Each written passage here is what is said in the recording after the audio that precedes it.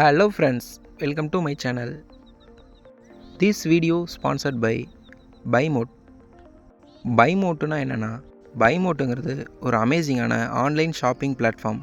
மற்ற online shopping பிளாட்ஃபார்மோட BuyMoteை compare பண்ணையில் BuyMoteல ப்ராடக்டோட குவாலிட்டியுமே ரொம்ப நல்லாயிருக்கும்.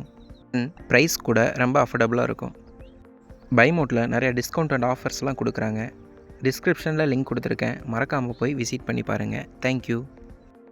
ஹாய் ஃப்ரெண்ட்ஸ், இந்த வீடியோவில் என்ன பார்க்க போகிறோன்னா, ஸ்வீட்டடு கொண்டாடுங்கிற மாதிரி பாயாசம் ரெசிபி தாங்க பார்க்க போகிறோம். அதுவும் டிஃப்ரெண்ட்டான ஸ்டைலில் பாசிப்பருப்பு வச்சு பாயாசம் செய்வாங்க. நம்ம இப்போ கடலைப்பருப்பை வச்சு எப்படி ஒரு அமேசிங்கான பாயாசம் எப்படி செய்யலாங்கிறத வீடியோவில் பார்க்கலாம். வாங்க வீடியோக்குள்ளே போகலாம். ஃப்ரெண்ட்ஸ், பாயாசம் செய்கிறதுக்கு தேவையான கடலைப்பருப்பு ஒரு டம்ளர் எடுத்துக்கலாங்க.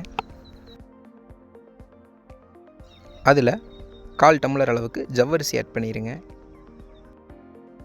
நல்லா வாட்டர் ஊற்றி நல்லா வாஷ் பண்ணிடுங்க. ஒரு டைமுக்கு 2 டைம் நல்லா வாஷ் பண்ணிவிட்டு 5 டம்ளருங்க. நம்ம கடலைப்பருப்பும் ஜவ்வரிசியும் எடுத்த அதே டம்ளரில் 5 டம்ளர் தண்ணி ஊற்றிடுங்க.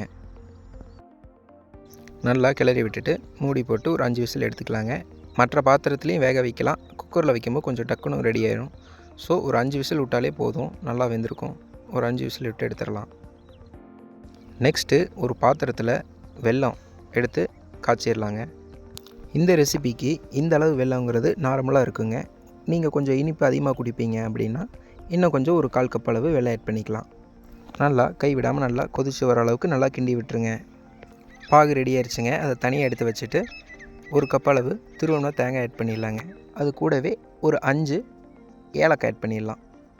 இது நல்லா ஃபைனாக தண்ணி ஊற்றி நல்லா அடிச்சிருங்க. இப்போ குக்கர் நல்லா விசில் வந்து ஆஃப் பண்ணதுக்கப்புறம் ஓப்பன் பண்ணி பாருங்கள். ஜவ்வரிசி உடையாமல் அப்படியே இருக்குங்க. கடலைப்பருப்புமே நல்லா வெந்திருக்கும். இந்த மாதிரி கிளறி பாருங்கள், நல்லா வெந்திருக்கும். இன்னுமே அதை நல்லா மசிச்சு எடுத்துக்கலாங்க. நல்லா மசிச்சு எடுத்துகிட்டு உங்களுக்கு தேவைன்னா வாட்டர் ஆட் பண்ணிக்கோங்க. கொஞ்சம் கெட்டியம்லாம் இருக்குன்னா வாட்டர் ஆட் பண்ணி நல்லா மசிச்சு விட்டுருங்க. ஓரளவுக்கு மசிச்சா போதும். இந்த மாதிரி இருந்தால் ஓகே. இப்போ நெக்ஸ்ட்டு நம்ம வெள்ளைப்பாகை ஆட் பண்ணிடலாங்க. ஒரு வடி கட்டி வச்சு நல்லா வெள்ளைப்பாகை நல்லா ஆட் பண்ணிடுங்க. துகள்கள்லாம் இருக்கும், அதெல்லாம் அரிச்சு எடுத்துடலாம். நல்லா மிக்ஸ் பண்ணி விட்டுருங்க.